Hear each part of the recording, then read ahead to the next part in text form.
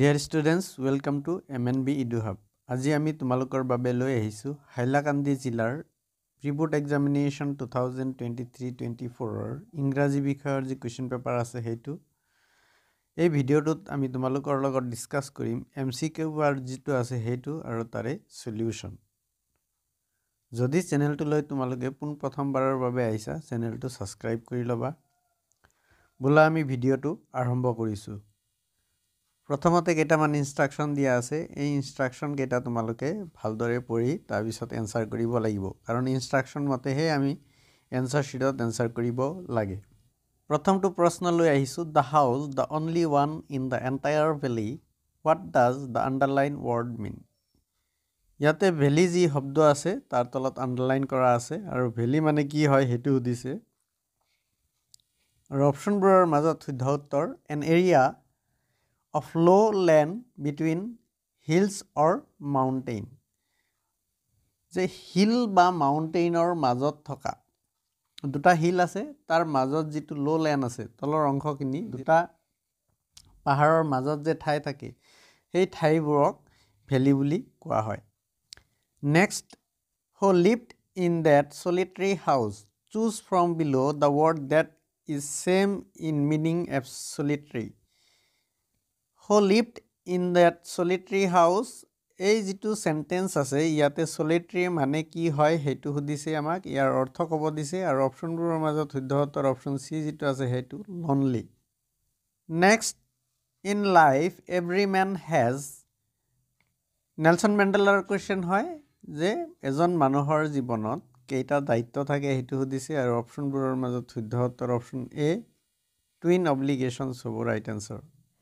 Next, the smallest district of Karnataka. Karnatakaৰ আটাইতকৈ সৰু ডিস্ট্ৰিক্টৰ নাম কি হুদিছে আৰু অপচনবোৰৰ মাজত শুদ্ধ উত্তৰ অপচন বি কোডাগো Next প্ৰশ্ন The inauguration ceremony took place in the Union Building Amphitheater in South Africa যেটো প্ৰথম ডেমক্ৰেটিক আৰু নন-ৰেচিয়েল গভৰ্নমেন্ট আছিল তাৰে যি ইনগ্ৰেশন হৈছিল 10th May 1994 ত হেতু কোট হৈছিলে হুদিছে আৰু অপচনবোৰৰ মাজত শুদ্ধ উত্তৰ option C Pretoria next where was Pranjal's father posted as manager of tea garden প্ৰাঞ্জলৰ দেউতাই কোনটো টি গাৰ্ডেনত মেনেজাৰ হিচাপে কাম কৰিছিল হুদিছে আৰু অপচনবোৰৰ মাজত শুদ্ধ উত্তৰ অপচন ডি যেটো আছে হেতু ঢেকিয়াবাৰী টি এষ্টেট ইয়াতে চাবা যে অপচনবোৰ তোমালোকক বহুত কনফিউজ কৰাৰ কাৰণে একে একে যেন লগা অপচনবোৰ আমাৰ দিছে কিন্তু শুদ্ধ অপচনটো আমাৰ হ'ব ঢেকিয়াবাৰী টি এষ্টেট যেটো অপচন ডি ত আছে next how did Bali gather many new unusual experiences Baliয়ে কেনেদৰে হসৰাসৰে হৈ নথকা যিবিলাক অভিজ্ঞতা আছে হেবিলাক পাই বুলি হুদিছে আৰু অপচনবোৰৰ মাজত শুদ্ধ উত্তৰ অপচন সি যেটো আছে হেতু by watching the street তাইৰ ঘৰৰ সন্মুখত যেটো ষ্ট্ৰীট আছিল ৰাস্তা আছিল সেই ৰাস্তাৰ ফালে চাই তাই প্ৰত্যেক দিনা নতুন নতুন unusual experiences বোৰ পাই থাকে next which incident made Bali sad কি ঘটনাই বল্লিক বহুত দুখিত কৰিছিল আৰু অপচনবোৰৰ মাজত শুদ্ধ উত্তৰ অপচন সি যেটো আছে হেতু the dead cow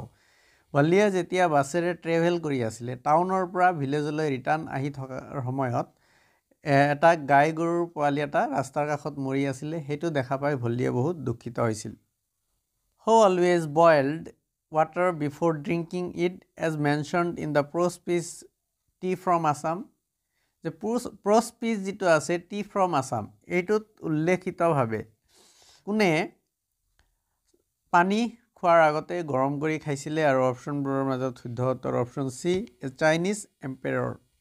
next what are the activities available in Kurg Kurg নামৰ ঠাইখিনিত কি এক্টিভিটি কৰিব পাৰি আৰু যিখিনি অপচন দিয়া আছে তাৰে ভিতৰত শুদ্ধ হ'ব all of the above তাৰমানে ৰিভাৰ ৰেফটিংও কৰিব পাৰি মাউন্টেইন ক্লাইম্বিংও কৰিব পাৰি আৰু কেনোইং এই তিনিওটা কৰিব পাৰি সেই কাৰণে অপচন ডি যেটো আছে all of the above এটো হ'ব শুদ্ধ উত্তৰ next which item of clothing worn by Kabados is said to be resemble the kufia worn by Arabs and Kurds যে কেনেকুৱা ধৰণৰ কাপোৰ কবাদজৰ মানুহে পিন্ধে যিটো তাৰমানে আৰবৰ মানুহবোৰে যে পিন্ধে কুফিয়া সেইটোৰ নিচিনা ৰিচেম্বল কৰে আৰু অপশ্যনবোৰৰ মাজত শুদ্ধ উত্তৰ অপশ্যন চি যিটো আছে সেইটো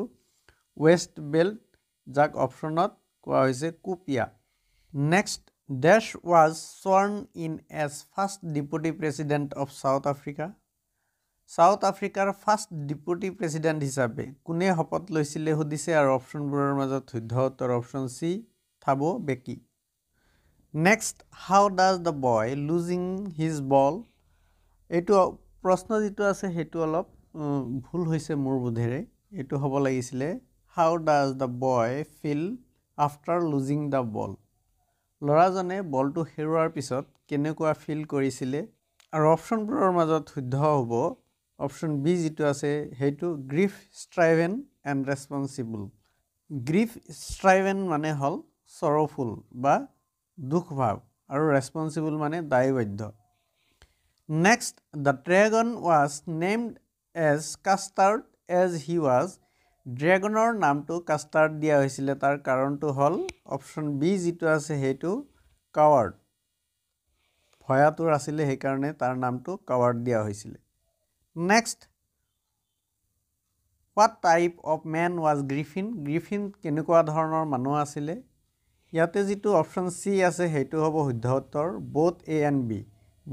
গ্ৰিফিনে ব্ৰিলিয়েণ্ট চাইণ্টিষ্ট আছিলে আৰু সি এজন ললেছ পাৰ্চন আছিলে ভাল চাইণ্টিষ্ট আছিলে তাৰ লগতে সি আইন নমনা এজন মানুহ আছিলে মানে যি আইন কানুন মানি নচলে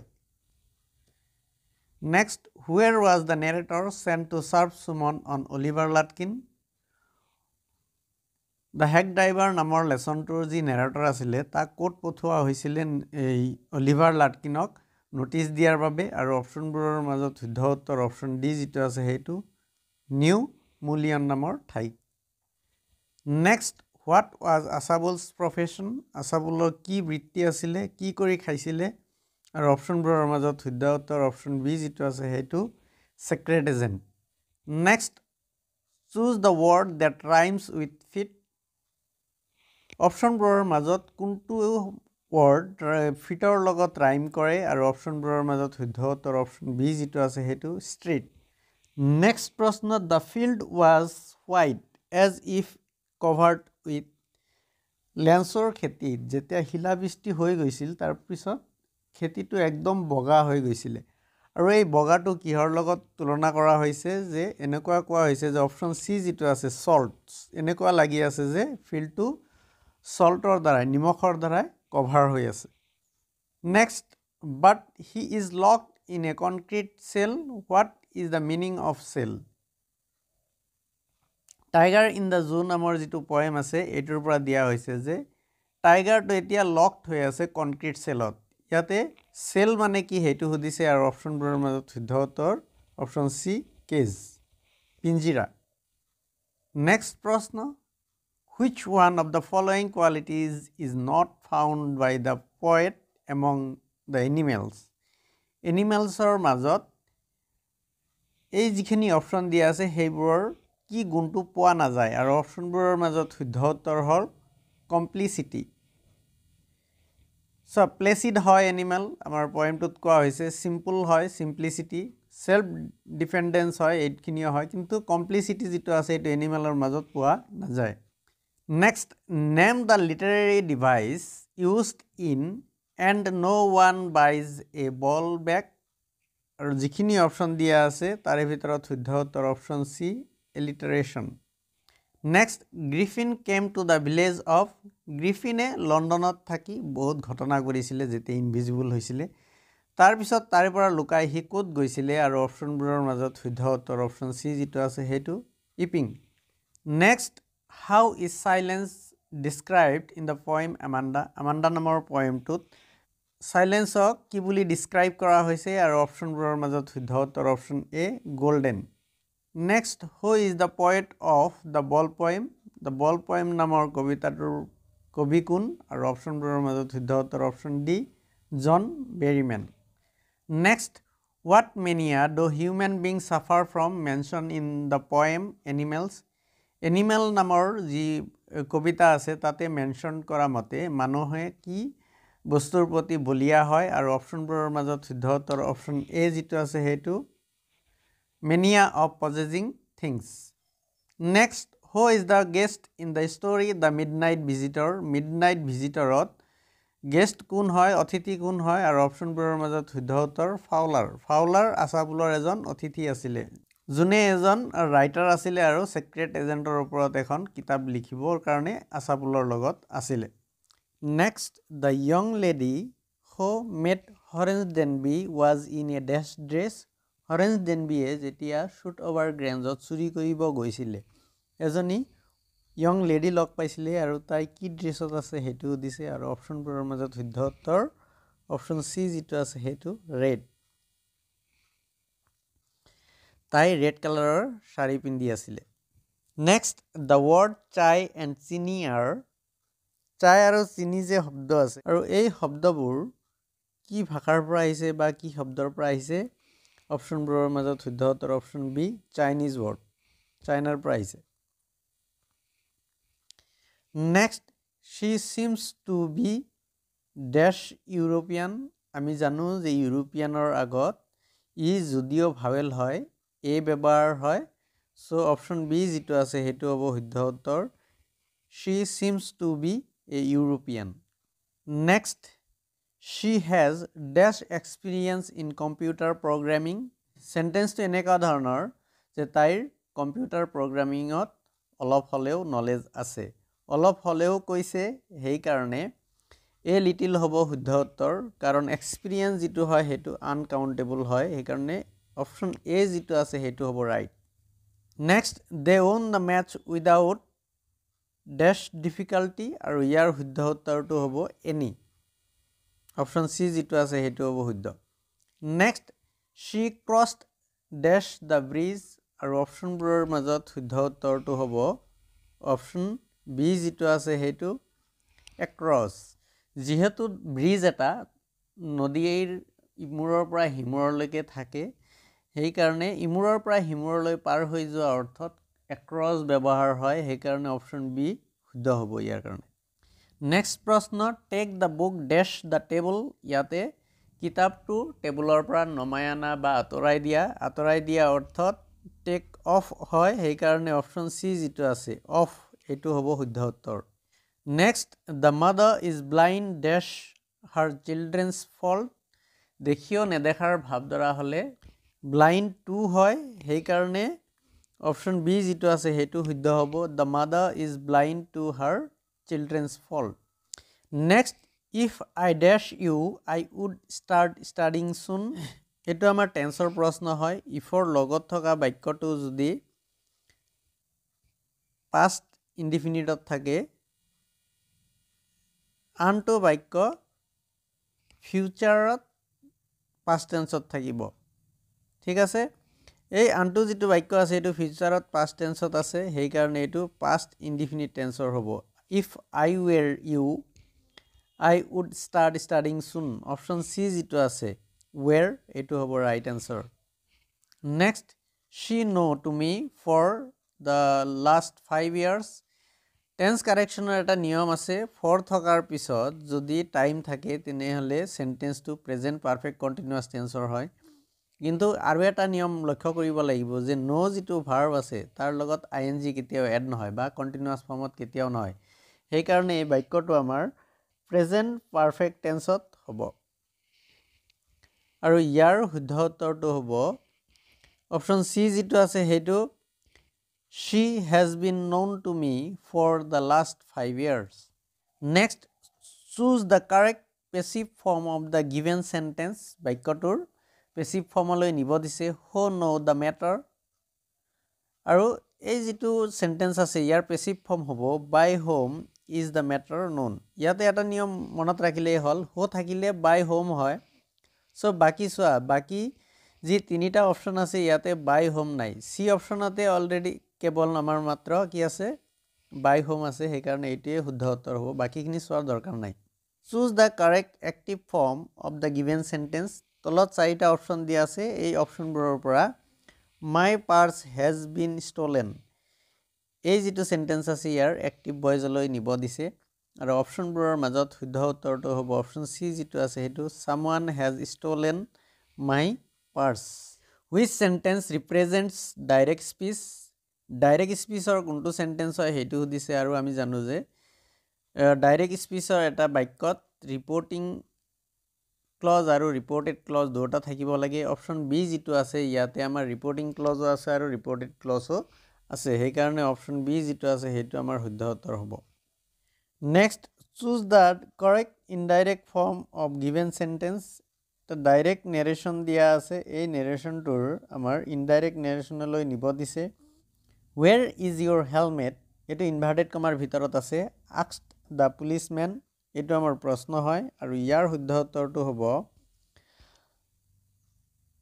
অপশ্যন সি যিটো আছে হেতু the policeman asked him where his helmet was next আছে choose the correct comparative form of the given sentence Delhi is the largest city in India Delhi is the largest city in India এই সেন্টেন্সটোৰ comparative ফৰ্মলৈ নিব দিছে আৰু অপশ্যনবোৰৰ মাজত শুদ্ধ উত্তৰটো হ'ব অপশ্যন এ যিটো আছে হেতু Delhi is larger than any other city in India Next আছে the dash of Arunachal is very charming আৰু শুদ্ধ উত্তৰটো হ'ব scenery অপশ্যন সি যিটো আছে হেতু Next আছে please dash the lights when you leave the room নুমাই দিয়া অৰ্থত ব্যৱহাৰ হ'ব সেই কাৰণে put out যিটো আছে হেতু হ'ব শুদ্ধ উত্তৰ please put out the lights when you leave the room অনুগ্ৰহ কৰি লাইট বন্ধ কৰিবা যেতিয়া তুমি ৰুমৰ বাহিৰত যাবা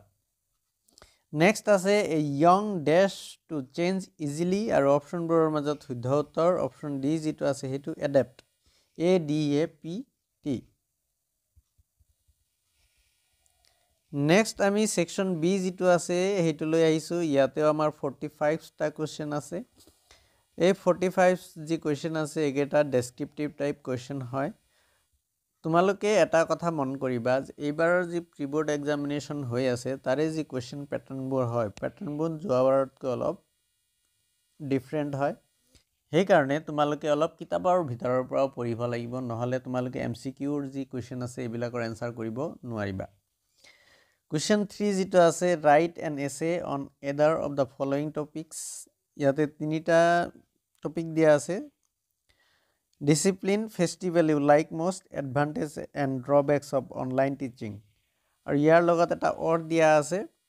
story write কৰিব দিছে তাৰ কাৰণে কেইটামান পইণ্ট দিয়া আছে এই চাৰিটা যি আছে এই চাৰিটাৰ পৰা যিকোনো এটা লিখিলে হৈ যাব আমাৰ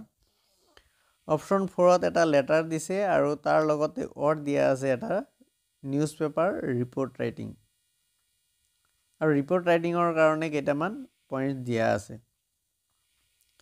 5 নম্বৰ যেটো কোৱেশ্চন আছে হেতু আমাৰ ট্ৰান্সলেচন হয় তাৰ লগত অৰ দিয়া আছে এটা সাবস্টেন্স ৰাইটিং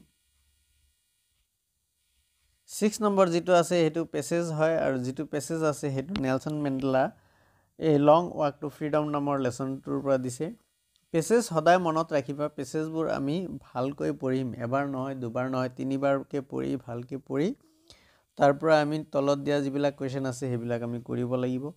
7 নম্বৰত এটো আনসিন পেছেজ হয় এটো কিতাপৰ বাহিৰৰ পৰা দিয়া হৈছে আৰু তাৰ তলত কেইটামান কোৱেশ্চন দিয়া আছে ডিয়াৰ ষ্টুডেন্টস এইখিনি আছিল হাইলাকান্দি জিলাৰ প্ৰিবোৰ্ড এক্সামিনেশন 2023-24 ৰ ইংলিশ বিষয়ৰ কোৱেশ্চন পেপাৰ যত আমি তোমালোকৰ লগত ডিটেইলত ডিসকাস কৰিলো এমসিকিউ পাৰ্টস কিনি আশা কৰিছো ভিডিওটিয়ে তোমালোকক আহিবলগীয়া এক্সামিনেশনত বহুত সহায় কৰিব যদি ভিডিওটো ভাল পাইছা তেতিয়ালে লাইক কমেন্টস আৰু শেয়াৰ নিশ্চয় কৰিবা ধন্যবাদ